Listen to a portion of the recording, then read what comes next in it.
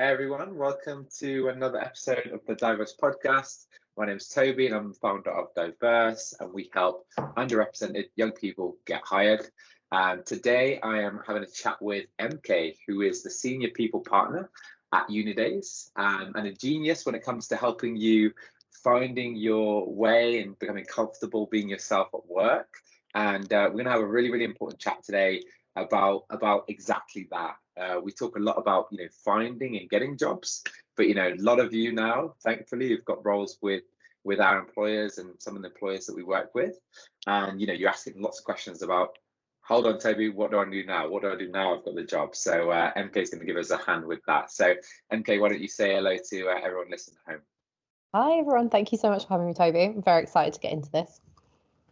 Awesome. So let's dive straight in then. So the first thing that I'm hearing all the time is, I've just gone through, just finished university. I've been through this rigorous application process. I finally got my, my dream job, and it's the one I really wanted. And I'm in a team full of amazing people, and I'm like, oh wait, am I any good? Am I in the right place? Do I belong here? Am I even any good now at this job that I've sort of I've pitched for? So I'm just going to throw that over to you. What comes to mind? What's your advice for someone going through that right now? My first piece of advice is that is completely normal. I see it all the time, and even I think I'm about 10 years into my career now, and even when I start a new job, I'm like, how's the first week gonna go? And I think the most important thing in all of this is to just take a step back and reflect on it all, because I think what tends to happen is you're so excited when you've got this new job because it's great, and everyone puts so much pressure on themselves that you need to be a star from day one, and you are doing a great job, but your job when you're first in the company in your first 3 months is just to be there to learn, and some of the things that you're gonna do in your career there you don't even know how to do yet, and that's fine because there isn't that expectation on you. And I think, a lot of it is just trying to think about, and this is where it comes from, hopefully having good onboarding as well, is having really clear set goals of what you do need to do, as opposed to I think a lot of the time you can end up benchmarking yourself about someone who's been doing the same role 3 years ahead of you, and you're looking at them being am I the same as you? But you just need to think about, you got hired because you're great. You are going to do great things, but don't rush to the finish line. Take it as a learning experience as you go, because I think all of us feel like a fish out of water sometimes, or you kind of feel like you're a bit of a fraud, and you're not. You're going to do great things. Just be kind to yourself and give it time. Absolutely. And you mentioned that example when we chatted before about when you're on a graduate scheme, and there's obviously the grads from the year before, and one of them does a presentation usually, and they've probably been there by the time you've joined, they might have been there a year, and you obviously naturally just compare yourself to them, and you just think, oh, I don't know if I could do that, and you kind of get a little bit nervous about that. But I think one of the points you've made, which I think is so important, is the first few months at least, especially on a placement, a graduate scheme, an internship, where it's kind of you're not expected to deliver from day one. I think the thing that I've learned is I'm going to be really selfish with those first few months, because I'm there to learn about the company, the teams. I should be spending time having chats with, coffee chats. My day's just full of coffee chats. Do you know what I mean? Just so I can learn how the business works, and you should really enjoy that time when you can just learn. And as you say, not compare yourself to someone who's a year ahead of you, because I think sometimes you surprise yourself in terms of how much you'll improve in a year. You know what I mean? For sure. And I think in the example of someone who's a year ahead of you, what you don't see is everything they did to that point, because you might be watching their 7th presentation, but in their first one, they were probably as nervous as you'll be the first time you do your presentation. And I think sometimes, I think some of it's kind of to do with online culture as well, a bit of we all want to put our best selves forward, and we don't always see the journey that everyone else does, or the preparation work that other people do before a presentation and stuff like that. And I think it then ends with us being really hard on ourselves. And I totally agree around just take that time to enjoy it, because how often do you get to be new and ask loads of questions, and there isn't that same expectation in terms of I need you to be delivering everything immediately. Enjoy that time and ask lots of questions. And I think one of the things that's really helped me over time is just having like 2 or 3 set questions that I normally tend to ask people in my first few weeks or my first few months in the business, which is kind of, what do you wish you'd done more of in your first 90 days? Because I think that's always a good thing to hear from other people, of like, a lot of the time you'll hear an answer of, I got too stuck into things and I didn't ask enough questions, and hopefully it gives you that permission to actually take the time.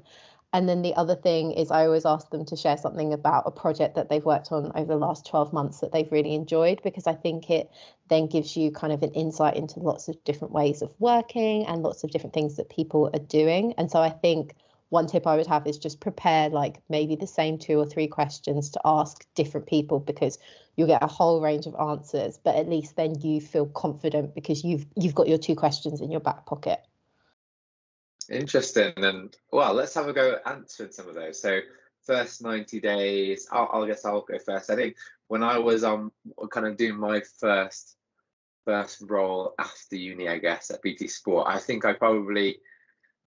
you end up overcompensating a little bit, and we're going to talk about sort of fitting in and all that kind of thing later on. But I know I used to kind of, and it goes back to what we said earlier, you kind of come in and you think, you know, you've been through this massive journey, you've really solved yourself in the interview process, and you know, you've been to, you know, especially for graduate schemes and stuff, these big events where, you know, they're talking about all the fantastic things they do, you get really excited, and you're just like, I want to be the absolute best, you know, person they've ever hired. And so I ended up, I think, just working a bit too, like, you know, longer hours and just like sticking around even though I didn't really need to, and those kind of things. And I thought I had to at the time, but I think just looking back now, actually, and I probably work, you know, and work sooner now than I did back then, to be honest. And yeah, I think sometimes there's a bit of a culture of, oh, who's staying late to kind of look good, and oh, you know, a director might have their eye on you because of that, which I think is a bit negative. So that was probably the mistake I used to make. And then the other one, which is similar, is being in meetings and feeling like I really need to say something. You know? Oh my gosh, yes, all the time. I hate silence. I cannot deal with silence. So I always feel like if I don't add something in, is everyone just going to think I've got no ideas and I'm terrible? Exactly that. And you think, oh, and I don't know, I get a little bit like nervous, like, damn, I haven't said anything in a long time, like my throat's gonna be getting dry, like I need to say something just to make sure. Yeah, exactly. But again, like, it's okay, you know. I think you could be in a meeting and not say anything, that's absolutely fine, or you can just ask a question. Those are some of mine, but yeah, I'd love to hear any of yours as well. I think, like, if I think way back to like 9 or so years ago when I was probably in my first proper job after graduating, I think the thing kind of similar to what you were saying is I just spent so long trying to make everything perfect. I was so scared that if I did something that wasn't the most amazing piece of work that anyone's ever seen, they're going to be like, oh, you're not who we thought we hired. And I think now what I've realized over time, and I think is a benefit of being in like an HR role, is I get to see how every single different like person works, like really, really interesting, like for me anyway. And I think what I've learned is you can produce a piece of work that you think is perfect. Someone else isn't always going to think it's perfect. And the best way to work is to work out like, what does the whole group want to achieve out of things? Like, how are you going to make compromises and stuff like that, and actually focus on getting it done as opposed to it being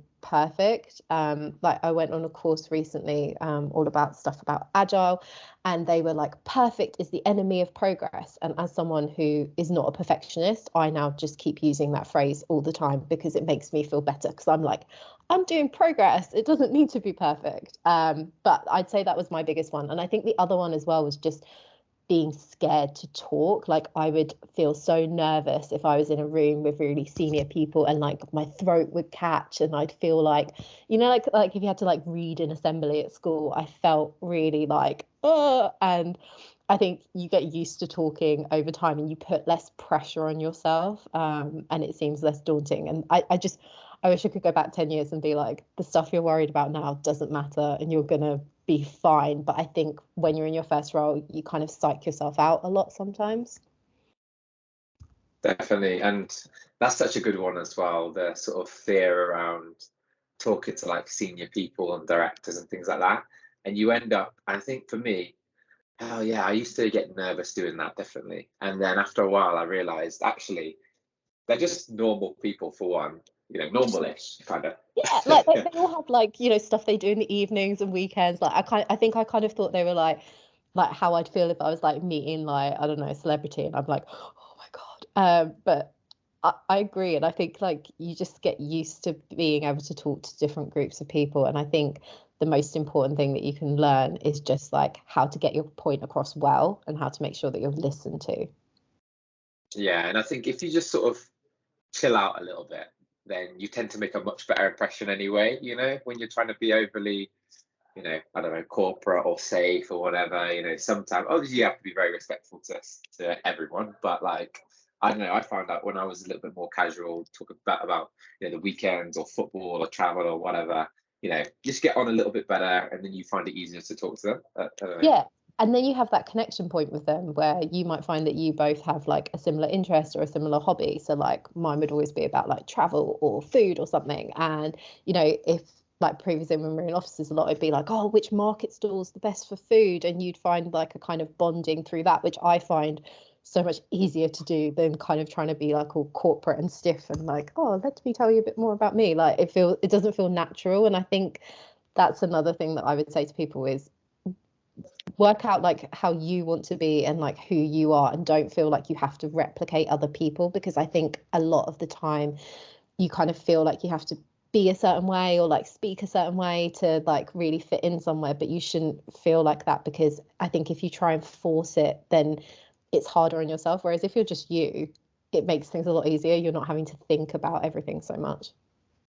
Yeah, well, just I guess as a good segue, let's talk a little bit about the sort of the diversity piece then, and because we had a little bit of a chat about this, and obviously it's poignant for our network because a lot of people are going to be going into a business and they might be moving into a team where it's not incredibly diverse. That's very possible. And for me, the first team that I was in, I was the only black person in my team, and that kind of or I can share a little bit about that, but I think you had some really, really good thoughts on this. So I just wanted to throw that over to you because I think a lot of people are kind of, moving into a new environment. And when you're new to the workforce and the company, and you're the only person from your particular demographic, that's kind of weighing your mind a bit. Yeah, I agree. And I think like, that for me, I'd say this has happened to me once where like I was in an all male team where everyone was at least like double my age, but I'm aware like obviously like there's so many different like ways that this can happen for people, but and I acknowledge like for me it's very different for like other people, but I think like the main things to think about are just look around for other people who can be a support for you and who can be a champion for you. Like it may be that I remember once working somewhere and I felt so out of place, and I then ended up just randomly speaking to someone in the corridor. We became such good friends, and that made me feel like I belonged. And so look for where you feel like you belong. But on the flip side of it as well, like if you feel like you're out of place because you don't look like everyone else or anything like that, remember you're there for a reason. Your points are really valid and your voice should be heard as well. And don't ever like let that make you feel like you don't have like the same things to say as other people, or like your voice also shouldn't be heard. But I think like it's just about looking for people who'll champion you, people who you'll support, like kind of finding your own tribe within a business and finding those people that you kind of feel comfortable with to sort of ask, like, because there's all the things about like you have your working hours, but it's all like the kind of under the surface stuff of like, hey, what do I do if I need to like leave early for a doctor's appointment, or like, hey, how does this work if I don't agree with this? And you need to find like the people that you feel comfortable asking that with.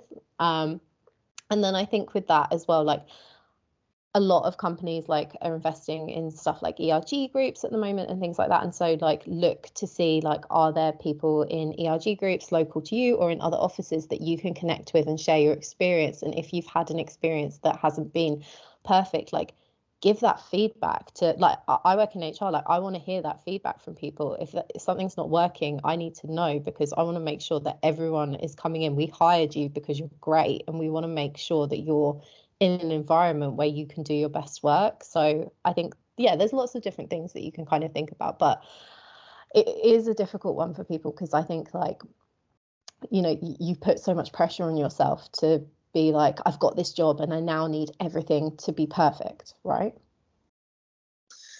Yeah, definitely. No, that's really interesting to hear your perspective on that.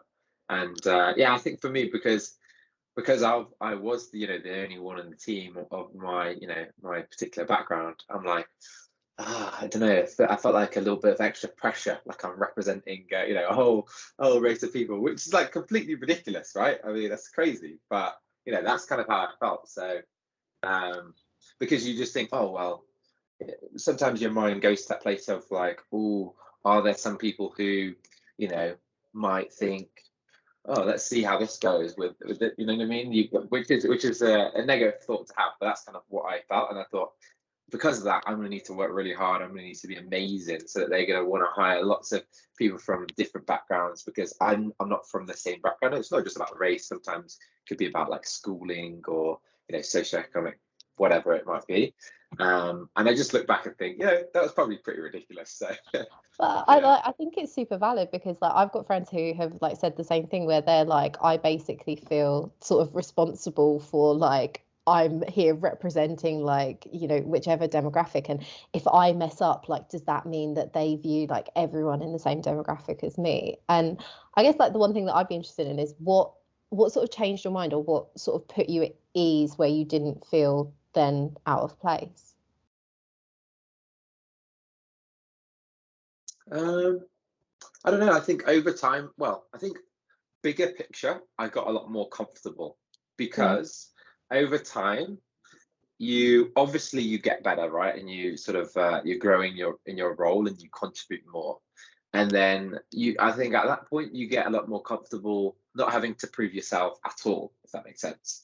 Yeah. So you kind of shift from oh, am I going to be any good? Because you kind of like, before you start working, you don't actually really, sometimes you don't really know the answers to that question in the context of the role that you're doing. So it's like, am I going to be any good at marketing? I think I am. I kind of like it. So am Yeah. I going to be good? And yeah, and I think that's when maybe earlier on, that's when maybe I had a bit more of that feeling of, oh, I'm not sure if I'm going to be any good. I really want to be really good, because of, what we've just been talking about. But then over time, as I develop, as I realize, actually, I'm delivering a lot here. I'm really helping this business. That's kind of what made me a lot more comfortable. And I don't know, I'm kind of a competitive person, so I kind of point to that. I kind of like, well, I'm going to do really well, and then I'll feel a bit better. But yeah, that's just how my brain works, I guess. No, I think that Yeah. makes sense. Like, I think you're right. Like when you first join anywhere, like you kind of, there's two phases. There's like, you're in your proving part, where you're like, I have to show everyone I am the best graduate hire you've ever made. And then you get into that point where you feel comfortable. Hopefully you've had feedback, you've had goals, you know what you're doing. And then you go into like performing, where instead you're sort of competitive against, like, am I doing everything in my role to the best of my ability? Like, what's next for me? And you have like this different sort of mindset where you're focused on that, as opposed to, I think sometimes in the first few months, it's very much like reflective on yourself about how like, are you in the right place? But once you have all that and you're settled, it's very much like, okay, how do I do the best job possible? Yeah, 100%. And another thing that actually just come to my mind, and I definitely want to get some of your advice later on for me, for my team and my future team. Yes. But from my perspective, for new people that just join, my business, all I think would be amazing from day one is like, basically give me feedback, on like, yeah, do you like the way we're doing this, this kind of marketing? Do you think that would resonate with you? Because that's one thing you are an expert on, just like your opinion, you know what I mean? And just like, I don't know, I tried to just say, look, this is the way I'm doing things, but what do you think? And you can give your opinion, or you can ask questions. You can just be like, Toby, is that the best way to grow the network? Have we thought about this? Or, what have you found works really well for your podcasts? Just even just probing questions and opinions, I think, can be really, because then that gets me thinking, and that really helps. I Yeah. agree. I think it's like more collaboration, and also as someone that's new, don't be afraid if something doesn't make 100% sense to you to just challenge it in a way. Like you could bring a solution about, have we ever thought about doing it this way? Or you could just ask the question like, how comes we do it this way? Because one thing from my perspective is I now feel super old because I'm a millennial and everything's about Gen Z now. And companies are obsessed with Gen Z and they want to crack like, how do Gen Z want to do things, like how do I get them to buy my products? And so you are an expert in that. Like that is what you can bring to the table that other people cannot bring. Because I remember 10 years ago everything was like, how do we appeal to millennials? And now it's like, nah, we're all about Gen Z. And so have that confidence that you know something that other people definitely do not know at the moment. 100%. Yeah, so key. People pay a lot of money to get, insights from Gen Z. So definitely, yeah, lean on that. Another point that you raised was kind of about like strengths and figuring out your strengths and what you are actually good at. And I want to sort of add into that mix of like, there's also a bit of a balance between what you're good at, but actually what you want to be good at and what you actually like, because sometimes it's like, I use marketing example a lot because I think it's a good one of like, a lot of people really want to do it and they think they're good at it, but it might not be a strength, but you want to do it anyway. So I don't know if that resonates at all, but you just mentioned, figuring out your strengths and what you're good at. That's a topic that you think is really, really important as well. I think it's so important to people because I feel like I see people do it a lot where, again, like not just people who are in their first job, but you come into a role and you're worried that you're not the best, or you're a fraud and someone's going to figure you out and all this stuff. And people tend to really focus on wanting to be mass all-rounders. And the way that I look at it is, you have a job that you're being employed to do, and obviously you need to do the core functions of it. But how I guess I look at a workplace is, I want to be able to utilize my strengths, and then there's other things that I have to do within my job that I can do but I don't really enjoy. And I think how I've managed to like get the most out of my work is just think really carefully about, what do I actually enjoy doing, what am I good at, and then what are the other things that I need to do, and then what do I actually need to work on. And one of the tools that I definitely recommend anyone trying, if you haven't already, is an online tool called 16 Personalities, which basically breaks down, it's based on psychometric testing. I can't remember which one exactly, but it just breaks down like how you might prefer to work, like what sort of things they think give you energy. And I found it quite accurate for me. And I think when I always just try and really focus on building on my own strengths. And I think people should be more comfortable in focusing on their strengths. And if there's something that's a weakness, if it's affecting your job, yes, of course you need to look at it. But like, say for me, I have to do a lot of like policy work or something that involves a lot of detail, and I hate detail. And so I have to do it for my job. And I now know to do it, I need to like get myself in the right mindset. I'm going to like treat myself to a biscuit halfway through doing it and stuff like that. And you work out a way to make it manageable, but it doesn't mean that I have to like wake up tomorrow and be like, I must love detail, because I don't. And that's okay. As long as I can do it in my job, it doesn't matter. Yeah, definitely. One of the pieces of advice that I got early on, which I thought was really good, is that you kind of, if you really want to like go places, you're better off like dialing up your strengths rather than trying to like break up your weaknesses. So the guy told me like, if you took like 5 categories basically and 2 of them were your strengths, you're better off making them like 8 out of 10s instead of 6s and 7s, rather than like bringing a 4 up to a 5, because that's what's going to give you like exponential benefits over time. I 100% agree, because like, say for example, you're talking about marketing. I know nothing about marketing basically, and so like I can go and learn it, but I'll probably only ever get it to a 5, whereas you're really great at it, so you're already a 10 in it. So why not just leave someone who's a 10 and enjoys it? And I can, like, in the same way that I'm sure you don't have a burning desire to learn HR stuff, like you can leave me to do that point of things, because that's what I enjoy, and that's what gives me like energy. That's what like means I open my laptop in the morning and I'm like, I'm going to do this. And I think we should focus on those things, particularly given, you know, it's been a rough few years with the pandemic, and like focus on those things that make you happy and the things that you're interested in. Like what sort of things like really do you see other people doing and you're like, wow, I'd love to learn more about like that tool, or like I'd love to learn how they're doing. Like focus on that stuff that gives you energy and then work out the stuff that drains you. How do you work around it, or how do you get the best from it?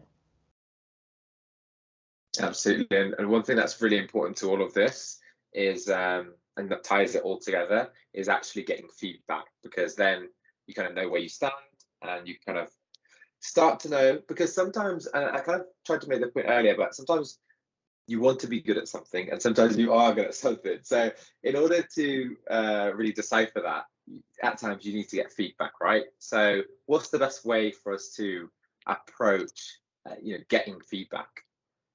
Yeah, so I would say I feel like feedback is the word I hear all the time. Everyone loves the word feedback. So the first thing that I would do is just think about, why do you want feedback? Like, is there something kind of niggling in you that's like, I don't know where I stand at the moment? Or is there something that you just did a huge piece of work on and you want to know, like, how did it land with people? So the first thing I would say is just think about the why. Then I would say think about how. So everyone likes feedback in different ways. Some people prefer written feedback. Some people would prefer to jump on a call. Like, so just think about, how do you best digest information? So like for me, I want it on a call, whereas like other people would like to reflect and come back to it, whereas I'd just rather chat it out for half an hour. Then what I would do is just think about the format of what you're asking. So say, for example, some people prefer to ask feedback with really open questions like, what do you think I'm doing well? What do you think I could be doing better? Other people prefer to be really specific, like, on this project, what's your feedback on it? What do you like about it? What did you see me do that was good? Like, what did you think that I could have worked more on?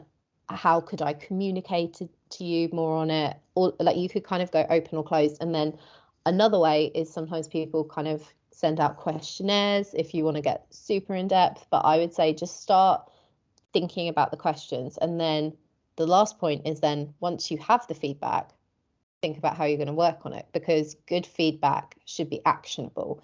It should always be something that you can go away and come up with a plan about how you want to work on it. So say, for example, if there was some feedback around communication and they think that actually you're amazing at presenting and they want to give you more opportunities to do that, but they need you to be more concise, then work on a project where you can do that. Those would be my top tips. Just think it through. And also, if it doesn't feel natural the first few times that you're doing it, like, that's completely normal. Like, feedback is something that some companies do really regularly. It's something that some people seek really regularly, and ultimately it will help you like improve in confidence the more that you can ask. Just make sure you're asking the questions you want answered, and you're asking people who can give you that answer as well. Sorry, that was a very long-winded, but yeah. It wasn't. No, it wasn't. That was perfect. And just a follow-up question is, you must hear all the time when people get negative feedback or feedback they just sort of like flat out disagree with. So what do you say when someone comes to your office with that sort of message?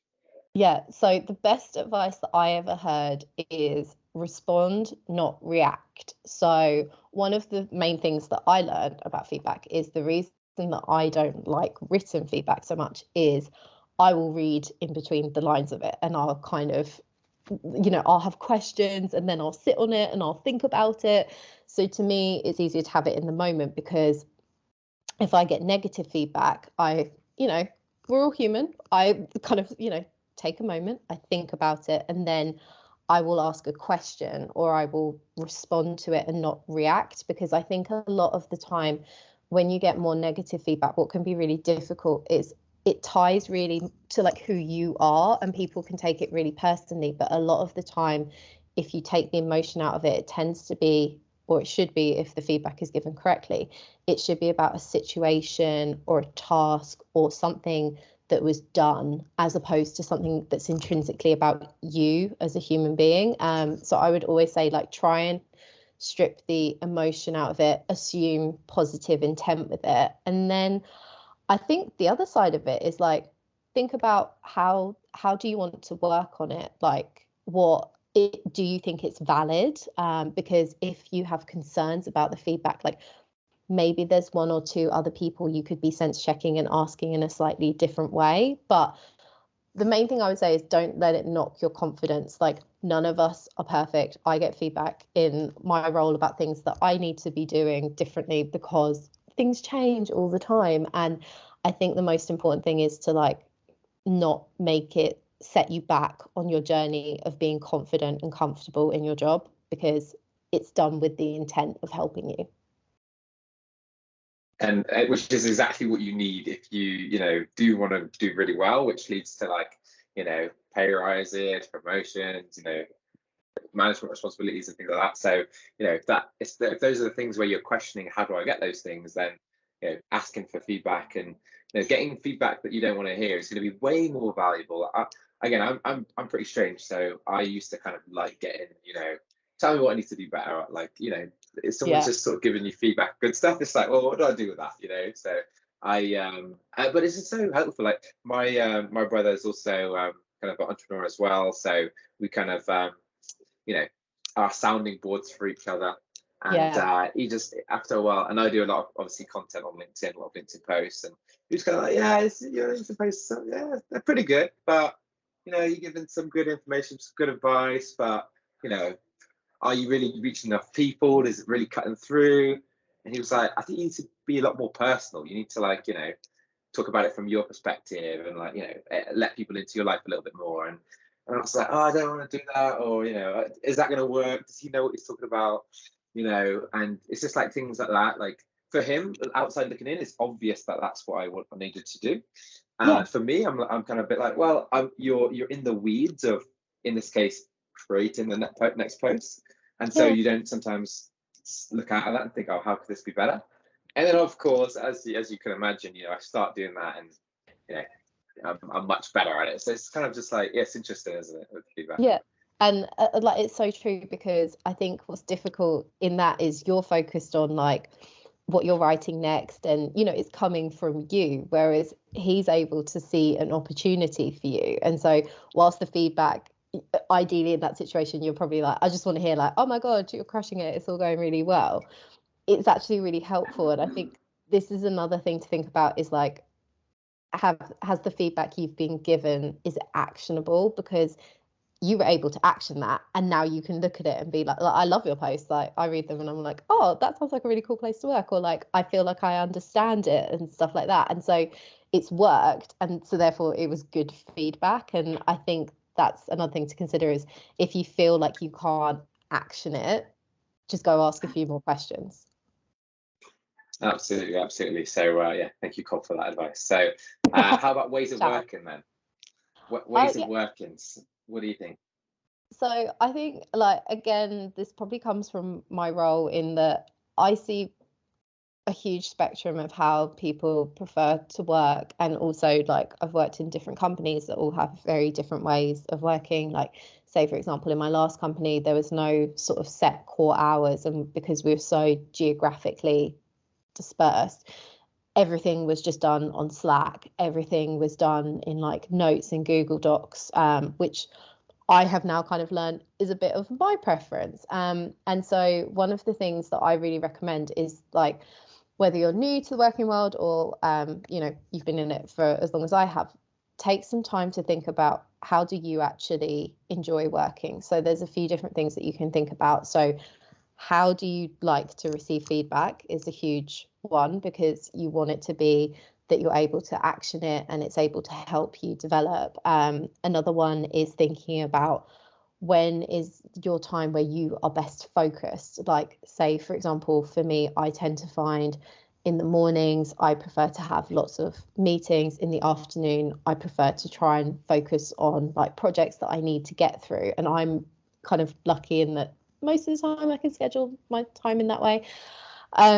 Think about stuff like, how do you like to communicate? Some people would like to jump on the phone. My friends outside of work always laugh because they know if they ring me on my mobile, I will never pick up. I just hate phone calls. Like, I will not pick up the phone. Like, I'm just like, what's that mean? Tell me what you want.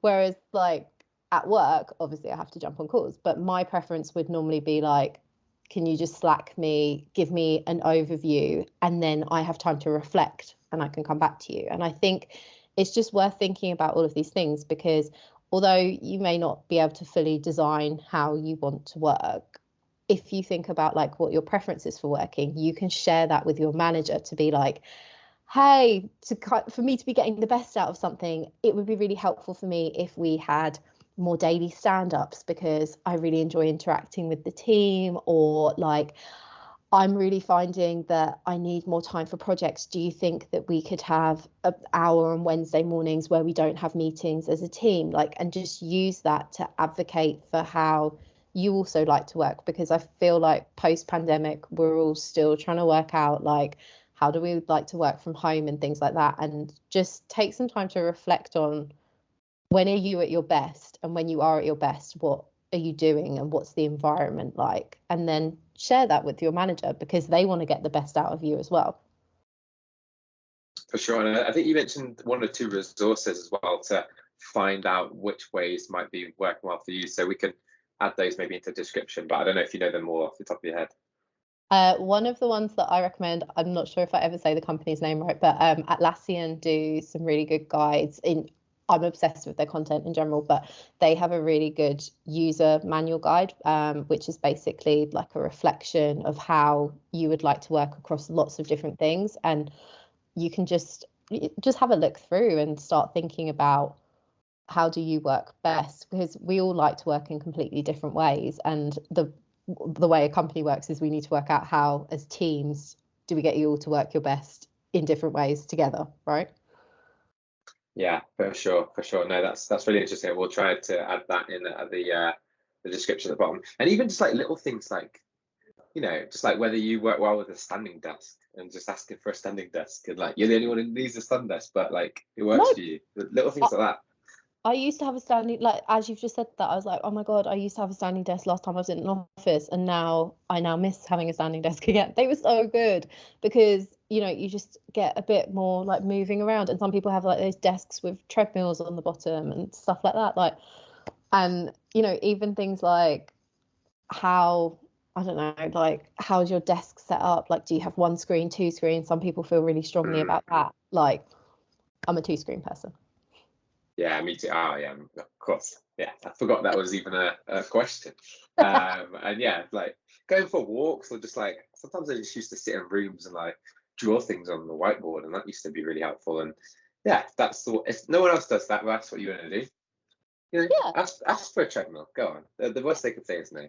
Exactly. Don't ask, don't get. And I think like that's another thing is, sometimes like one of the things I love the most about working remotely is, if I've just been in back-to-back meetings, I can pop outside for 15 minutes and get fresh air. Like, I know like that's then going to give me energy for the next 2-3 hours. Like, it's just about working out, how do you make the most of your 9 to 5 to get through what you need to get through, and not be afraid to kind of just say, hey, this is how I prefer to do things, because you might not always get a yes, like with the treadmill. But I think the more that you understand yourself, and that comes from stuff like strengths, it comes from stuff like understanding how you like feedback, it comes from understanding your own motivations, the more confident you come across when you're asking for some of these things as well. Like, I think compared to when I graduated, I know myself a lot more than I did. Absolutely. And so we've really taken on everyone on a bit of a journey of, getting the role, becoming more comfortable, asking for feedback, understanding what your strengths are. Let's say you do all of that and it still isn't going well. And this is a difficult question, but how does someone tell or start to think about, or even decide? I'll make it more difficult. How do you actually decide when it's the right time to move on and leave the company? If things aren't going well for you, not because of a better opportunity elsewhere, but like, how do I decide, actually, this isn't the right environment for me. I need to now look for something else. I think there's a few different things. I think how I tend to look at it is like a seesaw. And so if I find like, if this is like what the company is doing, this is what I'm doing. Sorry, that's left and right. If I think about that, like if there's kind of a tip imbalance where, we all have good days and we have bad days, but if every single day your energy is just like depleted and something is off, or like you're just seeing lots of red flags, like I would always just check in with myself and think about like, what is it that I really want and can I get that here? And I think like, a lot of the time people really worry about, will I look really terrible if I want to change career paths and stuff like that? Or, what about if I have gone into marketing and I've decided it's not for me? And I would say the more that you like listen to yourself and reflect on what you want, the more you kind of get better at protecting your own interests and thinking about like, do you know what, this isn't right for me, and that's okay. Like it's okay to move on to other places. It's okay to go and find a new adventure. Like think about those things that really, really matter to you. So whether it's like having a job where you can travel a lot, or it's having a job where you can be remote, or it's having a job where you're going to get a guaranteed like promotion in 6 months. Like think about what's important to you and use that to make the decision. But the main thing that I would say is don't feel guilty if you do come to that conclusion, because I think people sometimes go through a lot of guilt with this sort of stuff.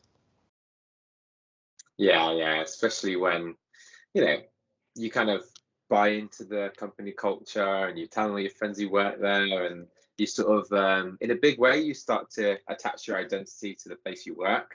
And so it feels like a really big deal to leave. But no, to your point, sometimes that's the right move, and that's absolutely okay. And sometimes there's a bit of stigma around how long you stay places, but I kind of think that's a bit ridiculous. Like if it's not the right place for you, find that out in the first couple of months. Give it a bit of time to find out. But if you need to, then yeah. Yeah, and that's why like there's so many stats around, like I think it's something like 30% of people leave within the first 3 to 6 months of a job, because sometimes like you do just go somewhere and it's not the right fit, and like that's okay. And I think the most important thing to think about in all of that is like just think about how you leave, because you can still have like a great network of people. Like say you've been somewhere for a year and a half, 2 years, and you've done an amazing job, but you've just decided you want to do something new. You can still keep all those people in your network, and you never know, your paths might cross with them again, and you can still leave in a really positive way. Or even if you leave somewhere after a month or two because it just didn't work out for you, that's feedback that a company needs to know, because they need to know like, did something not match and align? But you're just going to go somewhere else, and it will just be like another part of your life, and things will move on and things will change, and you'll look back on it and be happy, hopefully, with your decision. And I think that's the most important thing to take comfort in, as opposed to kind of, I think a lot of the time people just really worry like, like, are they going to remember that I did this forever and stuff like that? And things move on. Like it's just about making sure you do it in like a respectful way. Yeah, and I think and we did have a bit of a chat about this, but it's so important when you go from, from education, whatever form of education that may be, into the corporate world for the first time. You're getting your first lesson on business, and it's kind of like in business, a company will think about itself first, and in a big way, as an employee, you need to do the same, and I think that's difficult for young people sometimes to actually think. You realize this as you move through life in your career, you sort of harden a little bit and you sort of realize, but you need to think what's best for me as well. This company is giving me a lot of value, but I'm giving the company a lot of value as well. And so I think it's really, really important to think about that. Yeah, and I think it's about like knowing your own value and your own worth in all of these things. And it's always worth having a conversation if you are at a point where you're thinking like, oh, I'm not too sure. Like reach out to someone, like have a chat with your manager, because there might be something going on behind the scenes that you don't know about, or like they might be able to provide you with feedback that makes you stay. But ultimately, like I would say what I have learned in life is you should always make decisions based on like how you're feeling and for you. And although like, you know, there's lots of other things to think about, like don't put someone else's happiness before your own, and don't feel bad about stuff like that. Like I want to kind of remove the guilt complex of it, because, you know, like I'm not in the first job that I was in when I graduated. You're not doing the first thing that you did when you graduated. Like I don't think it's expected where you join you'll be there until you're 75. It's just expected that you'll be there, you'll do a great job, you'll contribute, and hopefully you'll stay for like a good few years and you'll progress, but there's no other expectation. Yeah, none whatsoever, And sometimes people go and come back, like, you know, BT or, well, telco sector, for example, people used to go from BT to Vodafone to Virgin and back, and then they're like, you know, I did prefer it here, so I'm coming back. Yeah, like that happens exactly, all the time. yeah.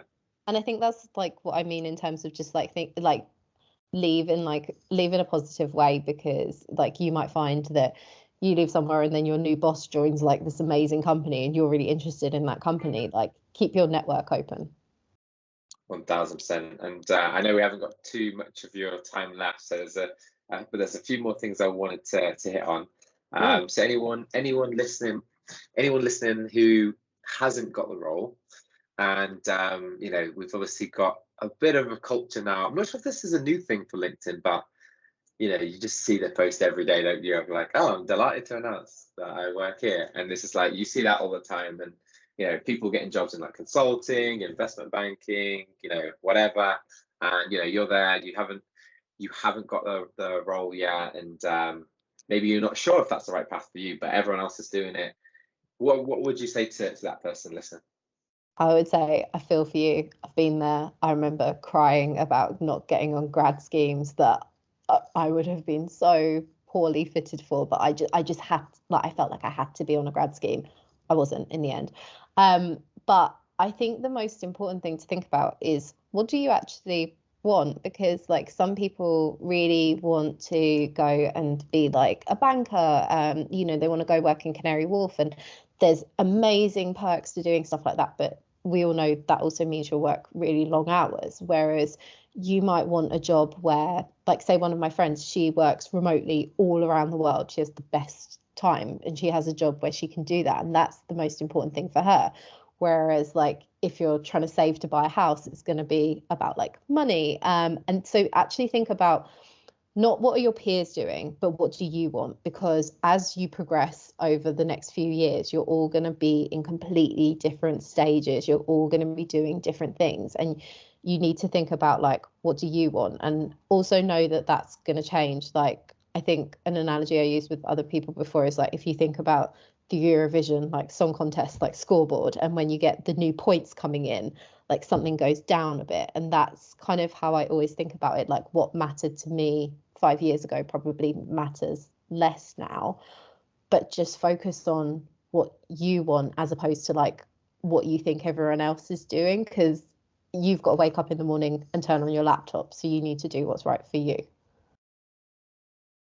I think that's such amazing advice, and you know, you've been mentoring, you know, some of our mentees in that community, and you know, they've just got just great feedback, and one of the pieces of feedback is sort of, you know, feeling more comfortable in, actually, I want to do this instead. You know, I value, well, I speak kind of from my perspective. I wanted to do something where I was having like an impact and I could kind of see it, and it was giving me that intrinsic motivation.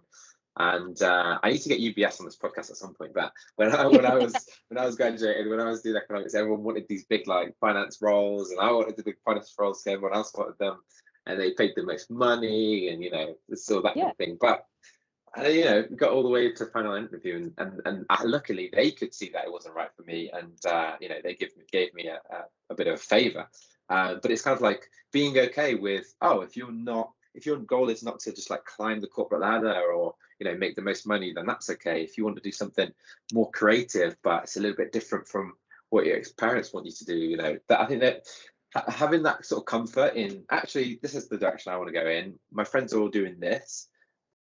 that's okay as well. I think a lot of things are just like okay. I think that's like a big takeaway for me, you know. Yeah, like just don't put so much pressure on yourself, because like there's just so many different routes that you could go down, and there's so many different things. And like if you think about the grad scheme that you applied for, like again, that's an example of you got feedback that very much in the moment you probably didn't want to hear, but like that put you on a completely different path, and it put you on a better path. Like now you're doing something where you get to like help loads of people and provide value. And I think like you just have to look at it as, if you get a knockback, like it's course correcting you to where you want to be, and where you should be. And yeah, don't feel guilty. Like I think we all do this. And I read a stat the other day. I think it's something like 85% of people suffer with imposter syndrome at some point. Like you are not alone if you feel like you're out of your depth or you're not doing what you're supposed to be doing. Everyone feels like that. And so don't put like so much pressure on yourself. Just think about what would make you happy, and what do you want to wake up in the morning and be like, I'm going to do this. 100%. And well, and so yeah, I think that is a really, really important theme of like, actually, and it sounds like a bit of a cliche, but it's probably a cliche for a reason. It's okay if you feel like you want to do something different from everyone else, whether that's ways of working or the type of sector or whatever, then that's what's right for you. And a lot of we did chat about this as well. We chat about a lot of stuff, but sometimes you don't really know what's right for you until you go out there and try it. So sometimes I think just pick, I really want to go charity sector, and you can try and do that and see, how does it feel? Do you like it? Is it right for you? Everyone else is working in investment banking, but you want to go work in the charity sector. You don't have to make that decision for the rest of your life. You can try it for a bit, get some feedback, and then if you want to, move on. So yeah, that's kind of one of the big takeaways for me, definitely. I agree. And I think, you can switch sectors. Like lots of sectors like you to have experience in other sectors. Like don't feel like if you make a decision that it's irreversible, because nearly every decision in the world is like reversible. So don't worry about that. I know we're nearly at time, but I was just wondering, like obviously you're kind of looking to expand your team and stuff at the moment. So based on everything that we've spoken about, what do you think that as like a manager you could do to maybe kind of like put some of these concerns at bay for people? Yeah, no, I definitely want to hit on this because selfishly I want to know, I want to be better. What really stood out for me, and I was actually making a few notes while we're on the podcast, but like, I think I'm going to be better by creating, I think, a better environment to give feedback. So I think one thing I haven't actually asked is, to my team, what is your best way to give feedback? Because I'm doing it my way, my style, my best way. So I want to find out from them, whether they like it that way, or whether it needs to be written, whether it needs to be a call or whatever. So that's something I'm definitely going to ask. Another thing is, I think maybe, and it goes back to the ways of working, maybe being a bit clearer about the way I would like to work. And therefore, that is why I'm sort of approaching these things in these ways, if that makes sense. So it's kind of like, for example, maybe first thing in the morning, I'm going to be focused on this. That's maybe why my answers are a bit short. Then, when I'm in a meeting and we're talking about something, I won't shut up. I'm talking about it forever. But, at these hours, if I'm being a little bit direct in my message or whatever, it's probably just because I'm in between meetings, or I'm trying to do deep work to go viral on LinkedIn or something like that, So I think that being upfront with that might help.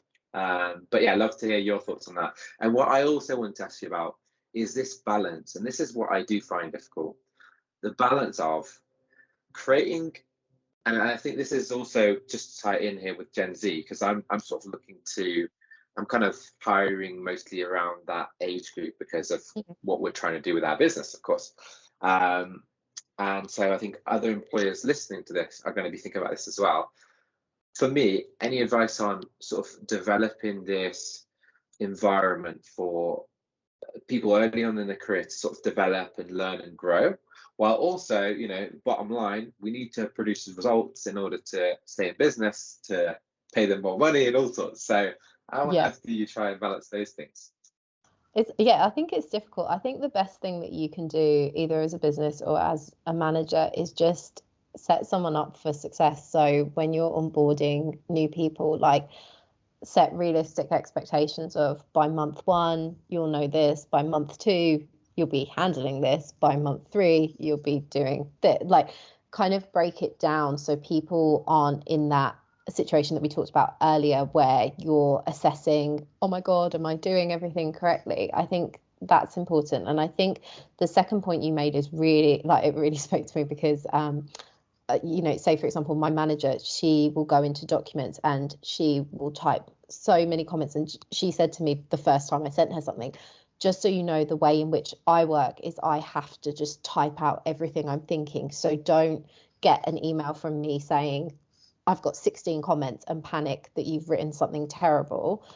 That's just like how I think. And I think the more that you can, as a manager, communicate how you work and give people comfort and confidence, I think that then generates like people feeling like they can do their best work. And then I think the rest of it comes from setting realistic goals and also just finding out like what are people interested in, like how are you motivated, like what kind of want, like what makes you want to be pushed, like, and then on the other side, when people have done great work, how do you like to feel rewarded or recognized? Like, how do I maintain that? And I think a lot of it is just understanding people's preferences and how they want to work, but also then just setting up stuff like, say for example, as a team, you could just have an agreement of some of your core ways of working. Like, if someone's presenting an idea, everyone needs to give it full attention and give it at least one piece of feedback or something like that, and just kind of develop a group way of working so you can be the most successful. Love it, love it. And okay, last question for me, and we'll wrap, and it'll be we'll quick fire around. And I like this question, so maybe I'm going to make this a theme for how we end all the episodes. But in a go ahead, Rebecca. Oh no, sorry, go on.